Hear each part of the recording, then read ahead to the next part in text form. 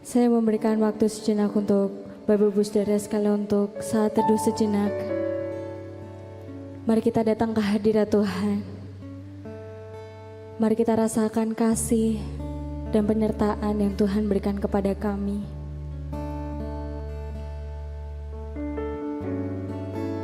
Sehingga kita semua dapat hadir di tempat ini. Dan kita pasti rindu setiap waktu untuk terus memuji dan menyembah Tuhan. Mari kita serahkan kehidupan kita kepada Tuhan.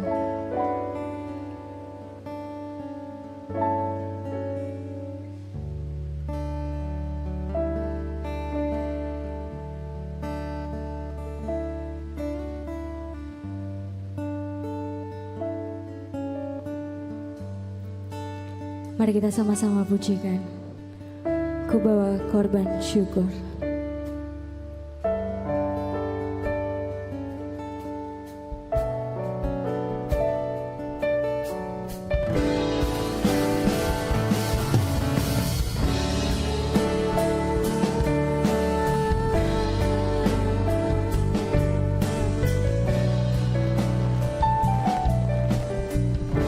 Mari kita sama-sama pujikan. Masuk ke hadirat-Mu, ku tersungkur dan sembah-Mu, ku persembahkan korban syukurku yang terbaik bagimu. Saat ku masuk ke hadirat-Mu, ku tersungkur dan sembah-Mu, ku persembahkan korban syukurku yang terbaik bagimu. Ku bawa korban syukur ke tempat kudus-Mu Tuhan. Hatiku limpah dengan syukur sebab Tuhan baik. Oh, sebab Tuhan baik. Mari kita pujikan sekali lagi dengan sikap berdoa. Saat ku masuk ke hadirat-Mu, ku tersungkur dan sembah-Mu, ku persembahkan korban syukurku yang terbaik bagiku. Ku bawa korban syukur ke tempat kudus-Mu Tuhan. Hatiku limpah dengan syukur sebab Tuhan baik. Oh, ku bawa korban syukur ke tempat kudus-Mu Tuhan. Hatiku limpah dengan syukur sebab Tuhan baik. Oh, sebab Tuhan baik. Mari kita sama-sama pujikan. Ku bawa korban syukur ke tempat kudus-Mu Tuhan. hatiku limpah dengan syukur sebab Tuhan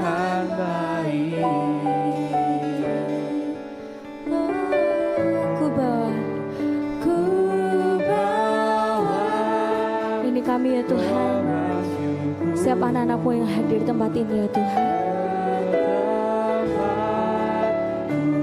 Kami bawa korban persembahan kami ya Tuhan, dengan hati yang tulus ya Tuhan, sebab Engkau sangat baik. Sebab Tuhan baik.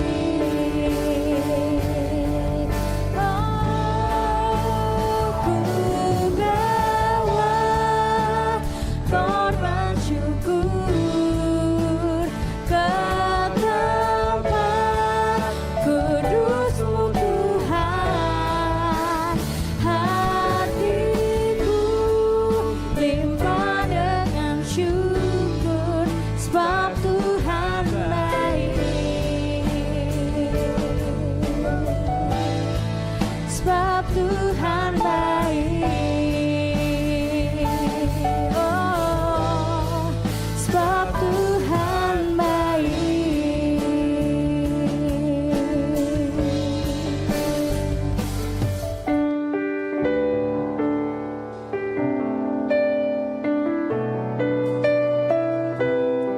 Mari kita fokuskan hati kita untuk memuji nama Tuhan.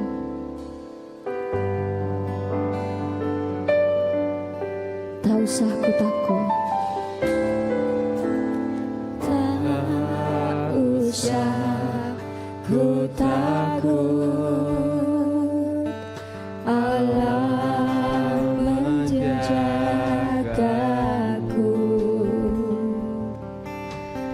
Tak usah ku bimbang,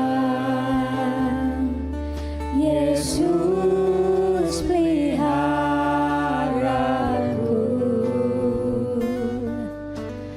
Tak usah ku susah, Roh Kudus hiburku. Tak usah ku cemas, Dia memberkatiku. El Shaddai, El Shaddai,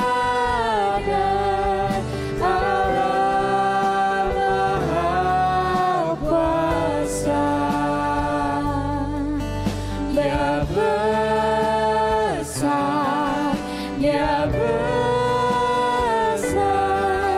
El Shaddai mulia, El Shaddai, El Shaddai,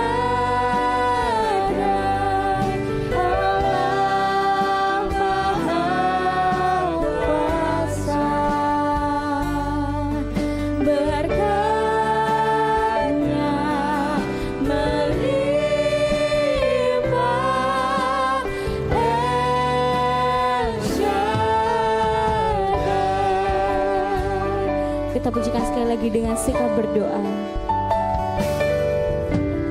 Tak usah ku takut, Allah menjagaku.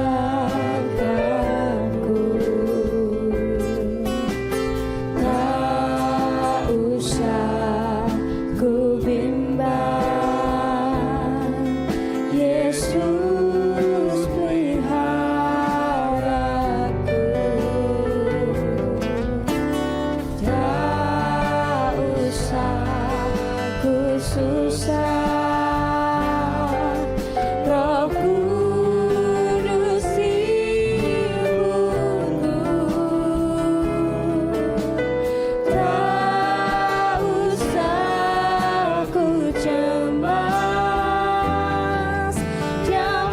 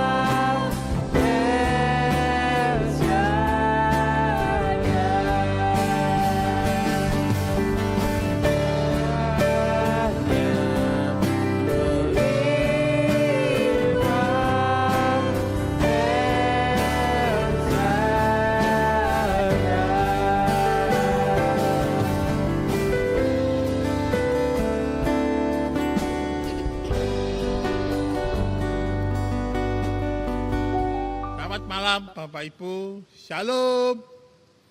Puji nama Tuhan, kita pada malam hari ini kita akan bersama-sama belajar firman Tuhan untuk merenungkan di malam Natal ini. Sebelumnya saya mengucapkan selamat Natal dan selamat menyongsong tahun baru 2025. Tuhan berkati. Mari kita akan belajar firman Tuhan dari Markus pasal 5 ayat 20 sampai 26. Saya akan menolong membacakannya untuk ayat ini, Bapak Ibu yang terkasih dalam Tuhan.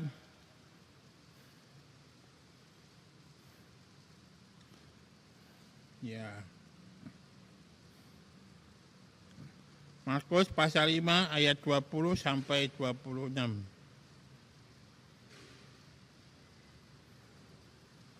Saya akan menolong membacakannya.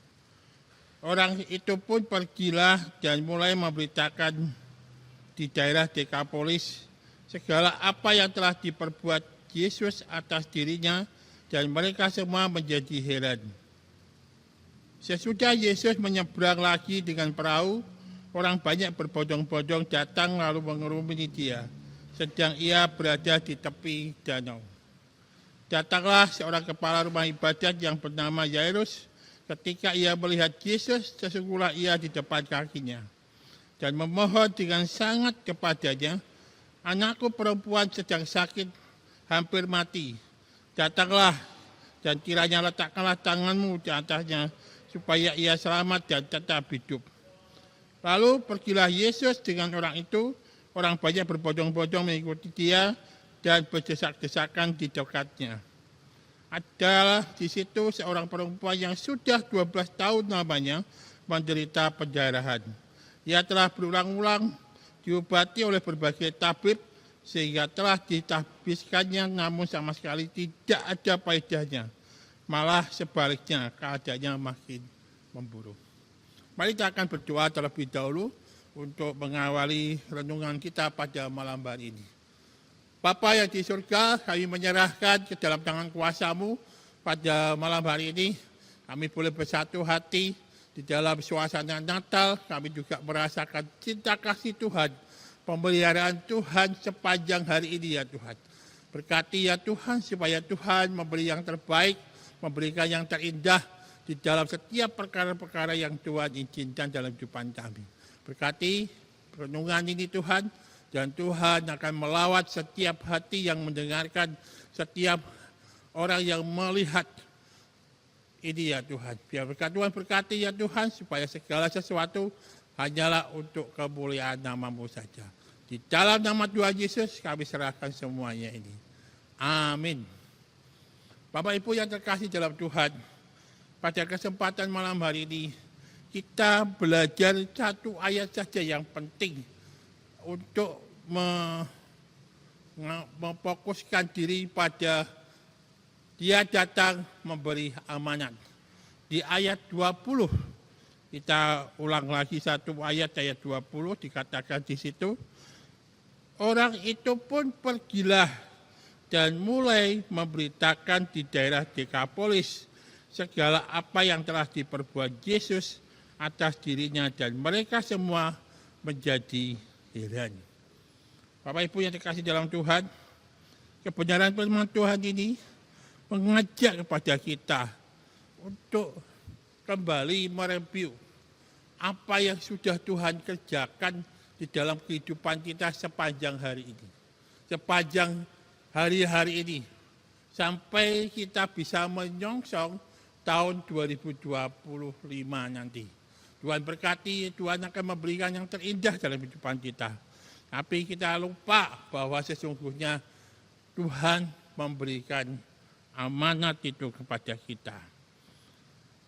Dua contoh yang dari ayat ini adalah tentang kuasa penyembuhan Yesus. Yang satu adalah seorang yang berumur 12 tahun, yang satunya yang sudah dewasa, yang pendarahan yang tidak kunjung sembuh. Apa kaitannya dengan dia datang memberi amanat kepada kehidupan kita? Bahwa pesan bahwa Tuhan memberi kuasa untuk menyembuhkan segala penderitaan dan luka hati kita. Dan kita harus datang kepadanya dengan iman dan percaya bahwa dia dapat memulihkan kita. Walaupun dia mengalami penderitaan yang sakit, satunya yang masih muda sakit, dan dia hanya punya iman bahwa dia supaya Tuhan mendoakan, supaya Tuhan memberikan kehidupan yang lebih baik kepada anak yang sedang terbaring. Ya, yaitu iman daripada Yairus, seorang tokoh yang luar biasa, Demikian juga dilanjutkan dengan orang yang sudah dewasa yang mengalami pendarahan yang tidak ada kunjung sembuh, dicarikan tabib kemana-mana dan tidak sembuh. Tetapi mereka semua punya iman dan percaya bahwa Tuhan menolong, Tuhan memberi yang terbaik kepada. Kaitannya dengan kuasa penyembuhan Yesus dengan amanat dalam kehidupan kita bahwa penderitaan yang terjadi dalam kehidupan kita tidak menjadikan kita menjadi orang yang lemah iman, yang tidak menjadikan kita tidak mengalami sesuatu yang tidak ada artinya dalam kehidupan. Apalagi kita sudah nyongsong tahun 2025, kemudian kita sudah Natal 2024. Berapa lama Tuhan sudah berkarya pada kehidupan Bapak, Ibu, saudara sekalian? Berapa lama Tuhan sudah mengizinkan hidup kita tetap dipelihara oleh Tuhan? Ini hal yang luar biasa. Bahwa amanat yang diberikan Tuhan di samping kesembuhan itu adalah juga kita menjadi saksi yang merupakan sebagai sebuah karya Tuhan yang luar biasa dalam kehidupan kita secara nyata. Sehingga Tuhan menunjukkan cinta kasih-Nya kepada kita. Sehingga Tuhan memberikan yang terbaik dalam kehidupan kita. Setiap kita mengalami pertolongan, setiap kali kita mengalami penyembuhan, setiap kita mengalami pemulihan dalam hal sakit, Tuhan sudah memberitahukan pada kita bahwa orang lain tahu bahwa Tuhan tetap memelihara kehidupan kita sebagai orang-orang yang dikasihinya. Inilah yang Tuhan izinkan, inilah yang Tuhan berikan di dalam kehidupan kami. Dan Tuhan memberi yang terindah, dan Tuhan memberi yang kuasa yang luar biasa. Dan Tuhan memberkati setiap karya-karya Tuhan dalam setiap hal yang Tuhan izinkan dalam kehidupan kami. Dari ayat ini juga Bapak Ibu yang terkasih dalam Tuhan, memberitahukan kepada kita sesuatu hal yang luar biasa. Di mana Tuhan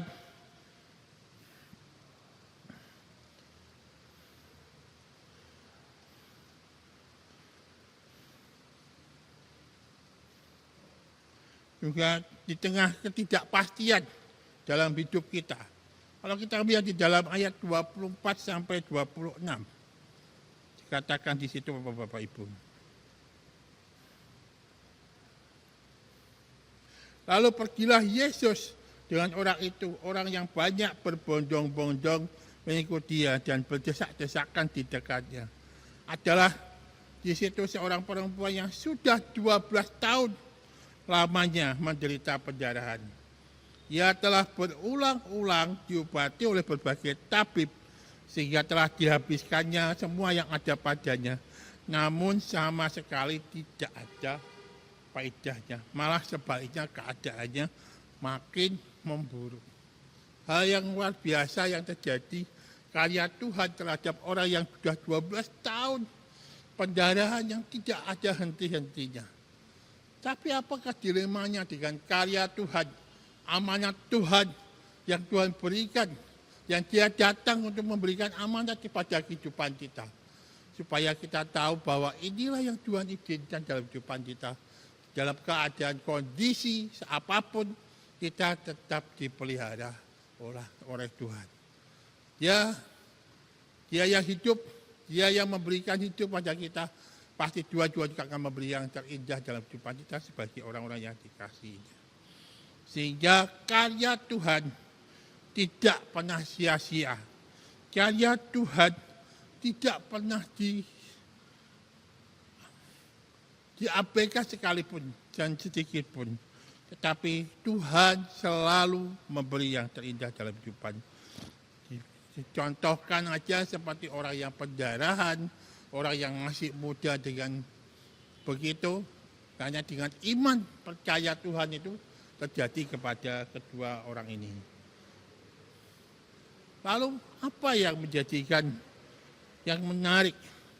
Kalau kita membaca ayat yang pertama, ayat 20 tadi, orang itu pun pergi dan mulai memberitakan di daerah Dekapolis segala apa yang telah diperbuat Yesus atas dirinya, dan mereka semua heran.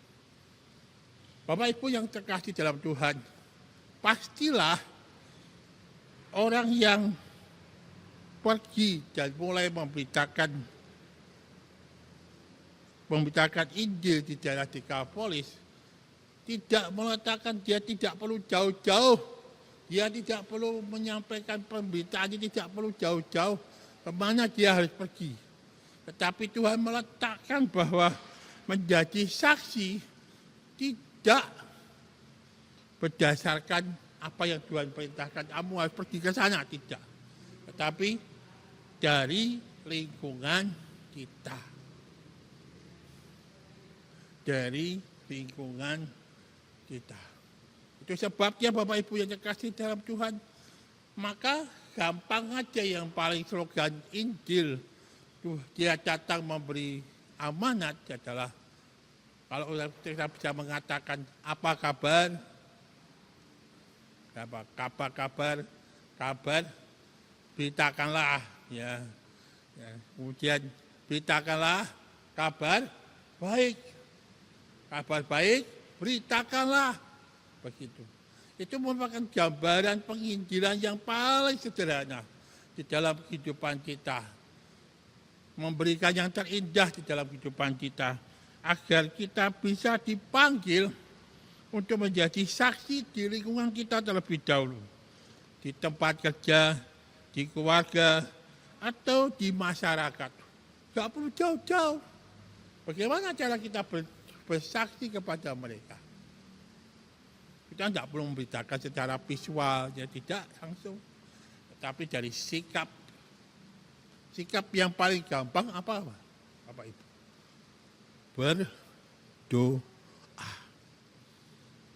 Berdoa. Gampang. Mendoakan. Kalau ada orang yang sakit, kita doakan. Sekalipun itu bukan orang-orang yang seiman dengan kita pun, kita doakan mereka. Ini sebagai bukti bahwa kita melaksanakan amanat yang Tuhan berikan dalam kehidupan kita. Sehingga lambat laun Tuhanlah yang bekerja. Bagian kita hanya memberitakan, bukan kita menginjili mereka dan mereka dimenangkan. Bagiannya Tuhan adalah Tuhan sendiri yang bisa mengerjakan itu. Orang itu akan diketuk hatinya untuk menjadi orang percaya kepada Tuhan Yesus Kristus. Sehingga kita hanya memberitakan Injil. Itu sebabnya apa yang dikatakan oleh Tuhan Yesus kepada orang yang 12 tahun lamanya, kemudian anak muda yang terbaring di rumahnya, dia hanya tidak usah beritahu siapa-siapa, beritahukan kepada orang yang ada di sekitarnya supaya dia bisa melihat bagaimana cara Tuhan bekerja kepada kehidupan mereka. Sehingga ayat ini bahwa firman Tuhan mengatakan bahwa dalam ayat 23, dan memohon dengan sangat kepadanya, anakku perempuan yang sedang sakit, hampir mati, datanglah kiranya dan letakkanlah tanganmu atasnya supaya ia selamat. Dan ia tetap hidup. Supaya tetap hidup, bagaimana caranya? Ya, kita bisa memberitakan Injil. Supaya kita bisa memberi yang terbaik dalam kehidupan kita, di lingkungan kita. Supaya Tuhan menolong, Tuhan memberi yang terindah dalam kehidupannya dan memberi yang terindah. Sehingga menjadi saksi di lingkungan kita itu menjadi lebih baik dan lebih sempurna di dalam setiap perkara-perkara yang Tuhan izinkan. Yang terakhir Bapak Ibu, bahwa Tuhan memberikan amanat Yesus. Kita sudah tahu bahwa berkali-kali kita sudah mendengar satu ayat firman Tuhan yang terkenal, yaitu amanat yang memberitakan karya Tuhan yang diterima orang yang disembuhkan ini sejajar dengan amanat agung Yesus yang diberikan kepada semua muridnya untuk pergi dan memberitakan Injil. Matius 28 ayat 19 sampai 20. Mari kita akan buka di sana. Matius 28 ayat 19 sampai 20.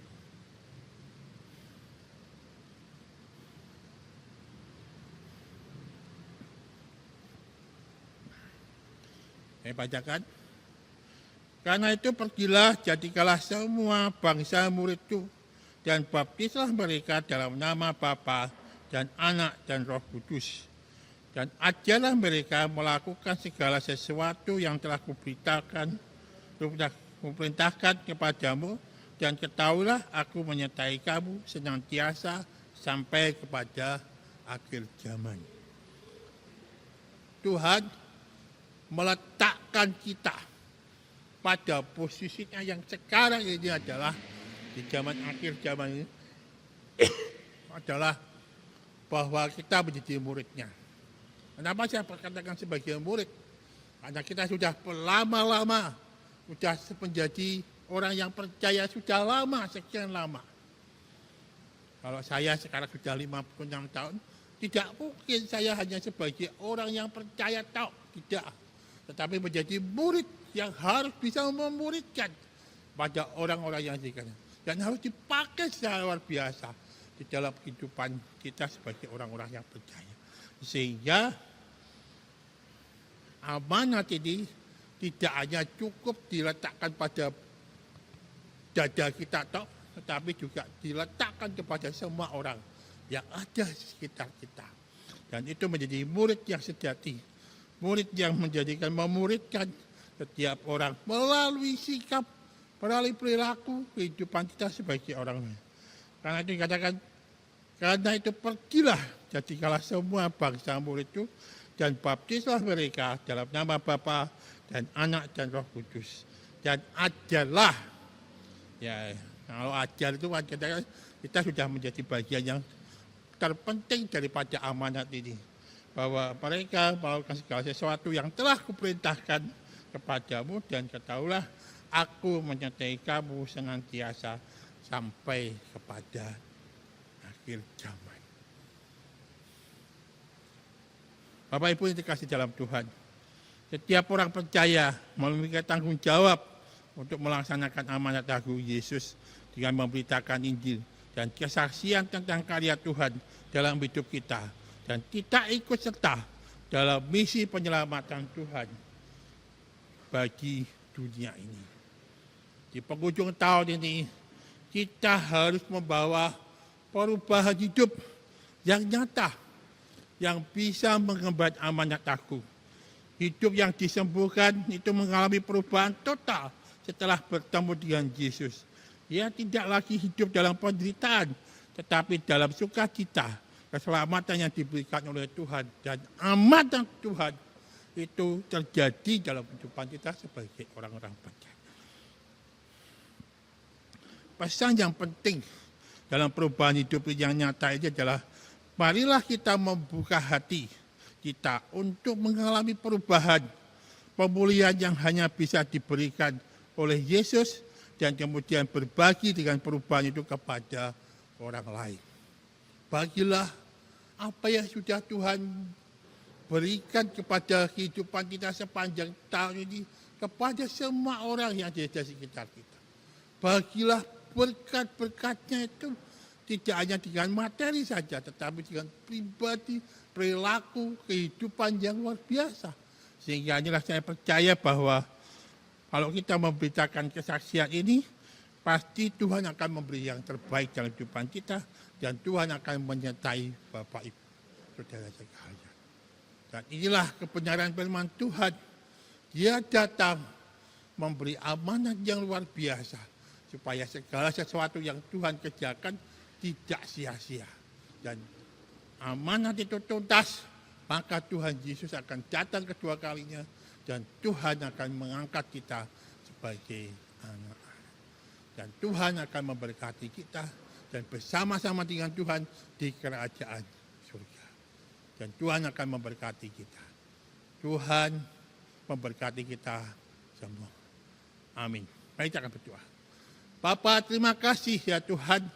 Biarlah kebenaran firman-Mu pada malam hari ini memberikan kekuatan kepada kami untuk bisa membawa hidup kami, untuk datang membawa amanat. Tuhan memberi amanat kepada kami untuk melaksanakan apa yang Kau perintahkan sesuai perintah-Mu, sesuai amanat-Mu ya Tuhan. Di dalam Matius 28 ayat 19 sampai 20. Tuhan berkati kami ya Tuhan. Tuhan pakai anak-anak-Mu ya Tuhan di penghujung tahun 2024 ini Tuhan.